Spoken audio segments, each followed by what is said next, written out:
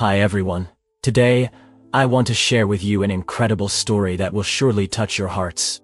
Let's explore the near-death experience of Cassian Whitaker, who not only revisited important moments of his life, but also received a surprising revelation about Pope Francis and events that could alter the future of humanity. Before we begin, I'd love to know where you're tuning in from. Leave your city in the comments, and don't forget to subscribe to the channel, hit the bell icon, and leave a like so you don't miss any stories like this one. Now, let's get to the story. My name is Cassian Whitaker. I'm an architect, a husband, and someone who has faced death, or perhaps something beyond it. My story isn't something you share at social gatherings. It's personal, almost sacred. Yet, I feel compelled to share it with those willing to listen. It all began in Charleston, South Carolina, my hometown. Charleston is a place where cobblestone streets and historic houses seem to tell stories of the past. It was here that my wife Eleanor and I started our life together. She had that kind of smile that made you believe life could be better. After years of work and an apparently peaceful life, we decided to take a vacation. We had always dreamed of visiting Hawaii, and we finally made it happen. Those were days of pure enchantment, exploring paradise landscapes and rediscovering the love that united us. On the last night, we dined by the sea, toasting to life and everything we still hoped to build together. However, fate had other plans. We were heading home after a long flight, and I insisted on driving, despite being exhausted. Eleanor, always the voice of reason, suggested, "Cassian, let's stop at a motel. You're too tired." I smiled, trying to reassure her. "I'm fine, love. Just one more hour and we'll be home." The rain started lightly, almost pleasantly, but soon turned into a downpour that made visibility difficult. The road seemed to narrow, and each curve demanded more attention. Eleanor glanced at me, worried, but didn't want to argue. Then it happened. I was adjusting the windshield wiper when the headlights of a car appeared, blinding, coming towards me. A deafening sound filled the environment. The sound of metal twisting, glass shattering, and finally, silence. When I opened my eyes, the world seemed to have slowed down. There was a dull pain throughout my body, but what truly terrified me was seeing Eleanor unconscious beside me, her face pale and still. Her face pale and still.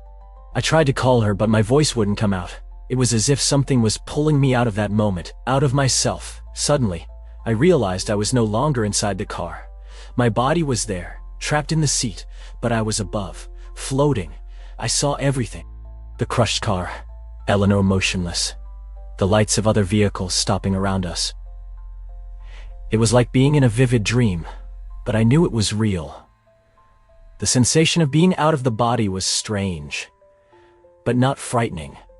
There was a lightness, a peace that contrasted with the chaos below me. However, this peace would soon be interrupted by what was to come. The first thing I felt while floating above the accident scene was the strangeness of it all. There was no pain, fear, or confusion, just a surreal calm. I looked down and saw my body trapped in the driver's seat. My face turned towards Eleanor. She was still, and time seemed suspended. People began to gather around the car, trying to help. Some shouted instructions, while others used their phones to call for emergency services. It was like watching a play, but without being able to interact. Is this really happening? I thought. Before I could answer my own question, a gentle voice, almost like a thought within me, replied, "Yes, it is happening." I turned instinctively, but there was no one there. The feeling of observing everything without being noticed was strangely comforting, and at the same time, deeply unsettling. I began to try to remember how we got there. In the middle of that road, the memories came in flashes. The dinner on the beach, the flight back, the fatigue, the rain. I knew I had insisted on driving, and that brought a wave of guilt. I looked again at Eleanor. Her pale face seemed even more serene than I remembered, but her stillness was a brutal reminder of the gravity of the situation. Please, she needs to be okay, I thought. It can't end like this. As I watched, I noticed something was changing. The people around the car began to move away, and the sound of sirens filled the air. The scene seemed becoming more distant like I was being pulled away. I looked at my hands, or what I thought were my hands, and they appeared translucent, almost as if they were made of smoke. Before I could understand what was happening, I felt an invisible force pulling me upward. Suddenly, everything went dark. It wasn't a frightening darkness, but rather a complete absence of everything, like being wrapped in a cloak of absolute silence. I began to feel like I was floating again, but this time, without any reference of up or down. There was no sound, light, or anything around me, except for the sensation that I was being watched. "Cassian," a gentle voice echoed around me. "Do not be afraid." I tried to speak, but the words wouldn't come out. Even so, it seemed like my thoughts were being heard. "Where am I? What's happening?" "You are at the beginning of a journey," the voice replied. "But first, you must revisit everything that brought you here." Then, as if a switch had been flipped, a huge screen appeared before me, displaying what seemed like a movie, and I was the protagonist. Every significant moment of my life began to play out before my eyes, not just as memories, but as if I were reliving everything again. The darkness around me seemed infinite, but it wasn't terrifying. It was like a neutral space, a place of transition. I felt like I was floating, weightless, and at the same time, a constant presence accompanied me, invisible but undeniably there. When the screen in front of me began to project scenes from my life, I was overcome with a mix of nostalgia, shame, and sadness. It was as if someone was holding up a mirror reflecting my deepest essence. The first image was of a tousle-haired boy running barefoot across my grandparents' lawn in Charleston. It was me, about 8 years old, laughing as I tried to escape my cousin in a game of tag. The feeling of freedom and childhood happiness hit me like a wave. For a moment, I forgot everything that had happened. But as the scene continued, something changed. It wasn't just a memory. It was like being there again, feeling everything with overwhelming intensity. Soon, more complex moments came. I saw my first encounter with Eleanor in high school. I remembered how she smiled at me in the hallway, as if the world around us had disappeared. But along with the sweetness of that moment came the memory of a terrible fight we had years later in college. The harsh words we said to each other echoed in the darkness around me, bringing a pang of regret. As the scenes continued to unfold, I began to realize something extraordinary. I wasn't just reliving my memories. I was feeling the emotions of the people around me. When Eleanor smiled at me in that hallway, I felt her shyness and the nervousness hidden behind the smile. During our fight in college, I felt her pain and frustration as if they were my own. It was a shock to realize the impact my words and actions had on others. I always knew rationally that my choices affected people, but experiencing them this way was devastating. Suddenly, the screen changed to a moment I preferred to forget. I was in my early 20s, arguing with my father about my decision to drop out of engineering to pursue architecture. His disappointment and anger were palpable, but what surprised me was feeling the love and concern behind his harsh words. I realized that my rebellion had not just been an assertion of my independence. It had also caused pain to someone who only wanted the best for me. Why am I seeing this? I thought, and the answer came immediately, as if the presence around me had heard my thoughts. Every choice you made, every word you said, created an impact. Now it's time to understand what that means. More moments emerged, both good and bad. I saw simple acts of kindness, like helping a coworker going through difficulties, adding up like small sparks of light. In contrast, moments of selfishness and anger were like dense shadows, pulling me down. It was as if there were an invisible point system, where acts of love and compassion increased my brightness, while negative actions weighed me down. When the screen finally darkened, I felt a wave of shame, but also of hope. It was as if I had been given a map of my soul, showing where I had failed, but also where I could improve. When the screen disappeared, I was once again enveloped by darkness. This time, however, there was something different. In the distance, a bright light began to form. It wasn't just light. It was warmth, love, and an indescribable sense of belonging. I felt drawn to it, like a child running into the arms of their parents. Every part of my being intensely desired that light. As I approached, An invisible barrier stood between me and what seemed to be my final destiny. I stopped, confused, trying to understand why I couldn't move forward. Each attempt to pass through was like colliding with an invisible wall, and frustration grew within me. Why can't I enter? I thought. And the same voice that had accompanied me before responded, "You are held back by the chains you created yourself." I didn't understand, but as the presence became clearer, something began to make sense. The hurts I carried, the resentments I nurtured, and even the broken promises were like anchors holding me back. It wasn't others preventing me from reaching the light. I was the obstacle. "To move forward, you need to release what is held in your heart," said the voice. Then before me, images of people I hadn't seen in years began to appear. My father was the first. His expression was a mix of pride and sadness. I relived our last conversation before he passed away, where the pride he felt for me was buried under a foolish argument about money. For the first time, I realized how much he truly believed in me, and how the disappointment he expressed came from a desire to see me happy. Tears began to stream down my face, or whatever this version of me that floated there was. "Dad, I'm sorry," I murmured, even without knowing if he could hear. Immediately I felt something change. It was as if a weight had been lifted, and a gentle warmth began to fill the space around me. Other people appeared. Eleanor appeared briefly, smiling as she did on days when I could make her laugh spontaneously. I saw an old college friend with whom I had broken ties over a silly misunderstanding, and even a neighbor with whom I had had an argument. Each face brought a reminder of unresolved hurts or words that were never spoken.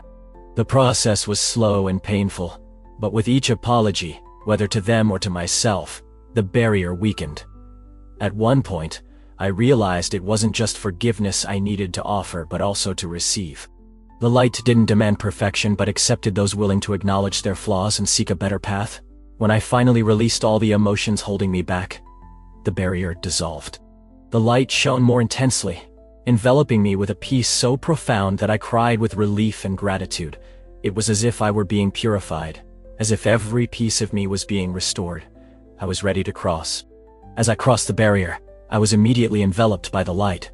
But what came next was far more than I expected. It wasn't just forgiveness I needed to offer, but also to receive. The light shone more intensely, enveloping me with a peace so profound that I cried with relief and gratitude.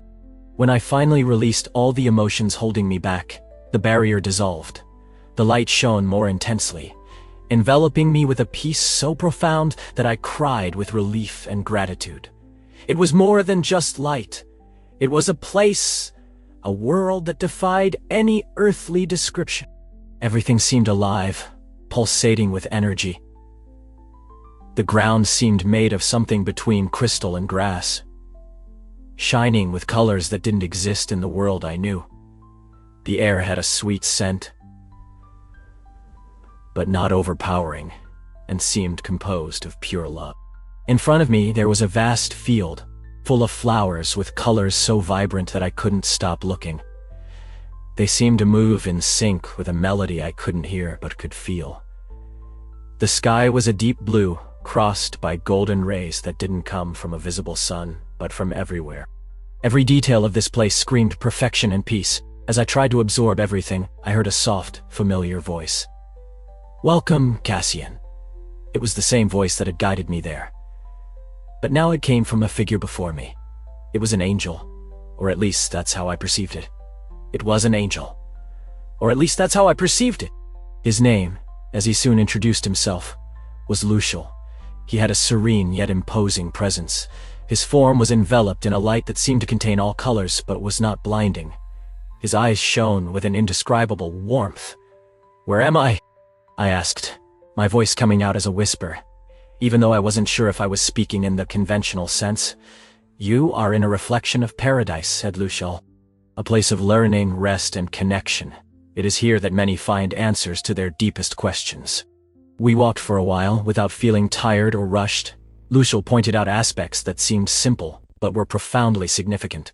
He showed how every element of that place was in perfect harmony with the others, as if part of a universal symphony.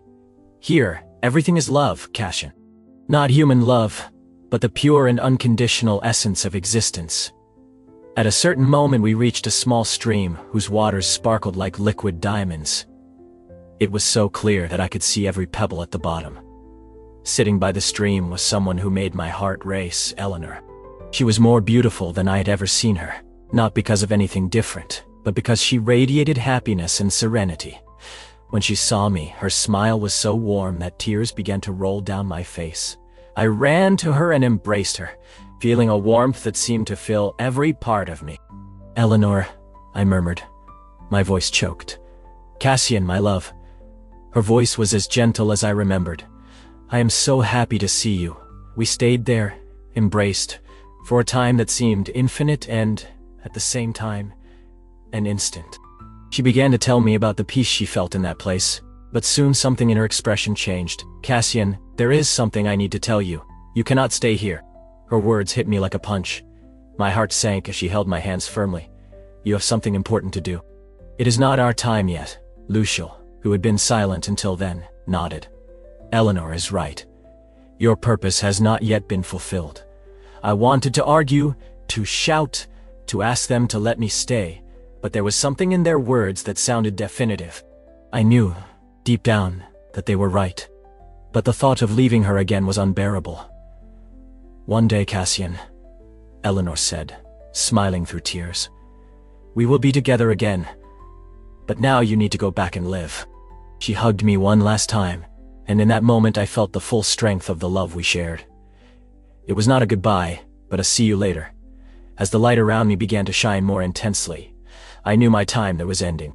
As the light around me intensified and I prepared for the return to my body, Luciel interrupted my moment of farewell with Eleanor.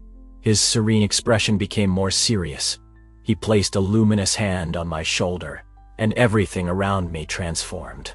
Suddenly I was no longer in that paradise. I was transported to what seemed to be a vision of the future. The vibrant colors disappeared, giving way to chaotic images of our world. It was as if I were floating above the earth, watching scenes of devastation and conflict. The first vision I had was of religious and political leaders gathered in a dark room, surrounded by symbols I did not understand. Their expressions were cold, calculating, and I felt a wave of unease. Luciel spoke, his voice sounding directly in my mind. "Cassian, the world is entering a period of great challenges. The papacy of Francis marks the beginning of an era in which many truths will be distorted, and faith will be used as a weapon of control." As he spoke, I saw images of panicked crowds, churches being turned into stages of propaganda, and desperate people seeking answers. It was as if spirituality had been taken over by a corrupt force, manipulated to serve dark interests. "Is this the work of the Antichrist?" I asked, my voice full of fear and confusion. Luciel paused before responding. "Not directly, but the foundations for his rise are being laid. The wars, natural disasters, and manipulation of the masses are part of a larger plan." I was transported to a different scenario. I saw great natural catastrophes devastating entire cities. Hurricanes swallowing coastlines, earthquakes splitting the earth in half, and wildfires consuming vast areas. In another moment, I saw people in camps, starving, surrounded by armed guards. It was a grim portrait of a future that seemed increasingly close. "But there is hope, Cassian," Luciel continued, as the scene changed again. "Not all is lost." Suddenly I saw groups of people coming together. They were not led by figures of authority, but by genuine love and compassion for one another. I saw communities helping their members survive, sharing resources, and offering comfort amidst the chaos. It was as if, amidst the darkness, small lights were beginning to shine. "Your role, Cassian," said Luciel, "is to be one of those lights. Share what you have seen, even if few believe. Prepare for the challenges, but keep your faith in love and human kindness." The final vision was the most impactful. I saw a marked date in the sky. I glimpsed a moment when the Great Tribulation would reach its peak. However, I also saw something bright beyond that. A period of renewal and healing, as if humanity could rise from the ashes. When the vision faded, I felt exhausted, as if I had lived centuries in just a few minutes. Luciel watched me with tenderness, but also with determination. "Remember, Cassian, not everything is written in the stars. The future is shaped by the choices we make today." I understood the weight of those words and knew that upon returning, I would find a world I would never see the same way again. After the revelation Lucial provided me, I was taken back to the tranquil field where Eleonora was. She remained seated by the edge of the crystal-clear stream, her expression still radiating the love and serenity that comforted me so much. However, now there was something different. A weight hung in the air, as if we both knew our time together was running out. I approached her, kneeling by her side. She held my hands gently, and her touch was warm, more real than anything I had ever felt. "Cassian, my love, we need to talk," she said, her voice low but firm. I nodded, unable to articulate a word. I wanted to savor every second by her side as if I could eternalize that moment. She took a deep breath, as if seeking the courage to continue. "You cannot stay here with me," she finally said, and my heart sank. "It's not our time. There is something you still need to accomplish." "No, Eleonora," I protested, feeling a lump in my throat. "I can't leave you again. We deserve this. We deserve to be together." She smiled sadly, raising one of her hands to touch my face. "I want that too, Cassia, more than anything. But you have a mission. There are people out there who need you. You have something important to fulfill." Her words were like daggers, tearing at my soul. I knew she was right, but the pain of leaving her again was almost unbearable. "Why now?" I asked, my voice choked. Eleonora leaned in, resting her forehead against mine. "Because the love we share is never lost, Cassian. It is eternal, and one day, when your mission is complete, we will be together again. But until then, you need to live. You need to be strong." Her words were imbued with a wisdom and love that transcended anything I had ever known. Deep down, I knew she was right, but it didn't make it any easier to accept. Lucial appeared beside us, his luminous presence radiating understanding and compassion. "Cassian," he said softly, "the connection you have with Eleonora will not be broken. Even in the distance, she will be with you. She will be your strength." Eleonora squeezed my hands more firmly, looking deeply into my eyes. "Promise me one thing, Cassian. Promise me one thing, Cassian. Promise that you will live, that you will cherish each day, even if it's difficult, and that you will fulfill what you need to do." I couldn't find my voice. I just felt her presence, knowing that any words I tried to say would be insufficient. She smiled again, a smile full of light and hope, before leaning in to kiss me one last time. The touch of her lips was like a breath of life, filling me with a sense of peace and determination. Then, slowly, she began to move away. The light around me intensified, and I knew I was being pulled back. The last thing I saw was Eleonora smiling at me, with tears in her eyes, but with the certainty that we would meet again. "Goodbye, Cassian," she said, and her voice echoed in my heart as I was returned to the physical world. The transition back to my body was abrupt, almost violent. The light that had enveloped me was replaced by an oppressive darkness, followed by a searing pain that seemed to hit every nerve in my body. I felt a crushing pressure on my chest, as if something was pushing me down. Suddenly I heard muffled sounds around me, voices, machines, rapid footsteps. My world was returning, but it brought with it both physical and emotional pain. I opened my eyes slowly, blinking against the bright light of the hospital room. Everything seemed blurry at first, but soon the details began to form. The white walls, the constant hum of the machines beside me, and a nurse adjusting the wires connected to my arm. "He's waking up," someone might have shouted, the voice filled with relief. I tried to speak, but my throat was dry, and the only thing that came out was a hoarse sound. An oxygen mask was adjusted over my face, and I felt the cold air entering my lungs. The nurse leaned over, looking at me with an encouraging smile. "You are safe now, Mr. Whitaker. We're taking care of you. Try not to move too much." Her words sounded like a distant echo. My mind was elsewhere. Eleanor. Everything came back like an avalanche.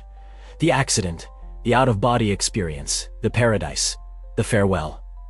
My heart raced. Where was she? Had she also woken up?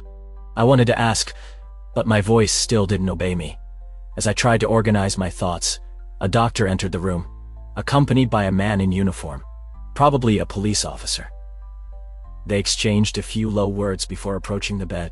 The doctor, a middle-aged man with a kind expression, placed his hand on my arm. "Mr. Whitaker, you're a very lucky man," he began. "You survived a very serious accident. There were multiple fractures, but we managed to stabilize you. You'll need a long recovery period." I heard him, but his words passed through me like the wind. My mind was fixed on Eleanor. I gathered all the strength I had to whisper a single word. "Eleanor."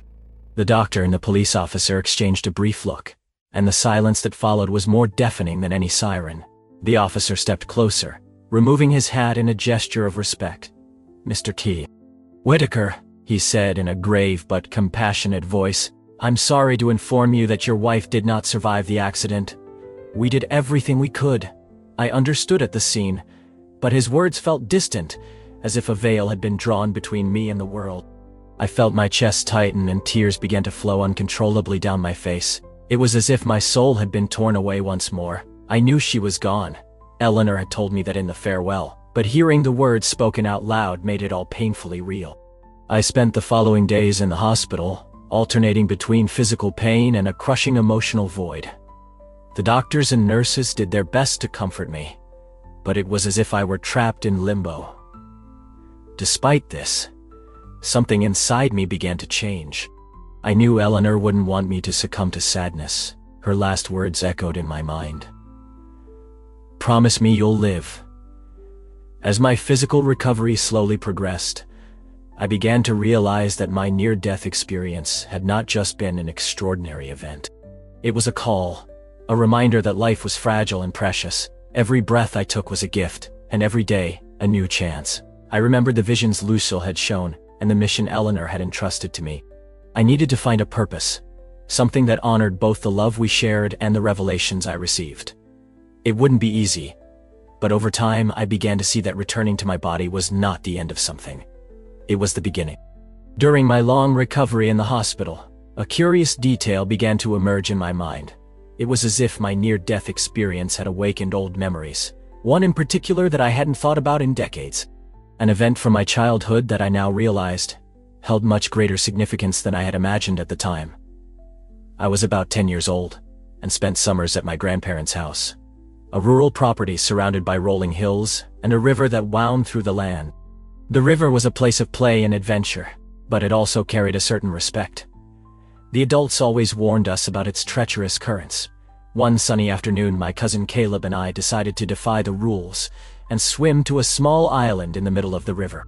It was a game, a test of courage. I remember laughing as we dove into the cold water, but the joy quickly turned to panic when I realized the current was much stronger than we had imagined. Caleb, who had less swimming experience, began to cry for help. I swam to him, trying to pull him back to the shore, but the current carried us even further away. I remember the absolute fear, the feeling of helplessness as the water dragged us. Then something happened, something that, until that moment in the hospital, I had never been able to explain. I felt an invisible force pulling me up. It wasn't the water carrying me, but something that seemed to lift me above it. For a brief moment, my vision became clear, as if I were observing the scene from outside my body. I saw Caleb being carried by an invisible arm to a safe spot on the shore. And then, I felt as if I myself were being carried back. When I woke up, I was lying on the riverbank, soaked and trembling but alive. Caleb was beside me, equally bewildered. He murmured something about a bright girl who had helped me. We avoided discussing the matter with the adults, fearing reprimand for venturing into the river. However, one thing stayed with me, a small green stone I found in my pocket when we returned home. The stone was peculiar, with a dull glow that seemed to contain light within and a smooth texture I had never felt before. At the time, I thought it was just a coincidence, but now, after my near-death experience, I realized that stone had a greater significance. I recalled a figure in my vision, a girl made of light, who handed me something before sending me back to my body. It was the same stone. I came to believe it was not just a physical object, but a symbol of the divine protection that had always been with me. Whenever I looked at it, I felt a reminder of the connection I had with something greater, something that had protected me since childhood. The event at the river, which once seemed a distant and inexplicable memory, now made sense. It was the first time I felt the presence of the divine so directly, and the green stone became a link between that experience and the mission I needed to fulfill now. The months after my discharge from the hospital were the most transformative of my life. Returning to the physical world after everything I experienced was not easy. The pain of losing Eleanor was a constant weight, but something deeper was growing inside me, a renewal of purpose, a connection with something greater that I never fully understood before. I spent long nights reflecting on the lessons I learned during my near-death experience. The impact of every choice, every word, and every action now seemed much more significant. I remembered the life review I was shown, the emotions I felt as if they were my own, and the point system that seemed to measure not material success, but the love, compassion, and kindness we share with the world. Holding the green stone in my hand brought me calm and clarity. It was like a portal connecting me to that luminous girl, to the paradise I'd visited, and somehow, to Eleanor. I decided to carry it with me every day, not as a lucky charm, but as a reminder that my life had a greater meaning. However, I did not want to turn my experience into something public. I didn't write books, give lectures, or seek fame or recognition. My role was not to spread grand words, but to live according to the principles I had learned. My mission was simpler, but no less important: to be a light in the lives of those around me. My new perspective on life changed the way I interacted with the world. Small gestures began to have a greater meaning. I remember one day, while shopping, seeing a young mother struggling to calm a child, crying as she paid for her groceries. Before, I probably would have looked away, impatient, but at that moment, I felt the need to act. I smiled at the child and offered help to the mother, who, surprised, accepted it. The gratitude on her face was more valuable than any material reward. I thought of the people I had seen in my visions, those facing the challenges of the Great Tribulation. They were not being guided by leaders or public figures, but by mutual love and compassion. Change, I realized, began with simple gestures like that. Each act of kindness was a spark that could ignite something greater. I also began to pray and meditate daily, connecting with the divine in a way I had never experienced before. My prayers were not requests but thanksgivings. I thanked for each day I was given, for each lesson I had learned, and for each opportunity to make a difference.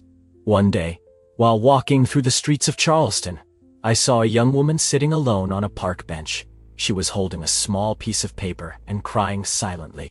I sat beside her and asked if she was okay. Between sobs, she told me she had lost her job and didn't know how to move forward. I didn't have all the answers, but I held her hand and spoke about what I had learned, that even in darkness, there is light. I shared a bit of my story, without grand details but with honesty. The young woman looked at me, wiped her tears, and smiled timidly. "Thank you," she said. I needed to hear that. And at that moment I realized that my mission was being fulfilled, one small gesture at a time. Eleanor had asked me to live, and that was exactly what I was doing. I was doing, not just existing, but living with purpose, with care and the conviction that every kind gesture, no matter how simple it may seem, has the power to change lives. The green stone stays with me.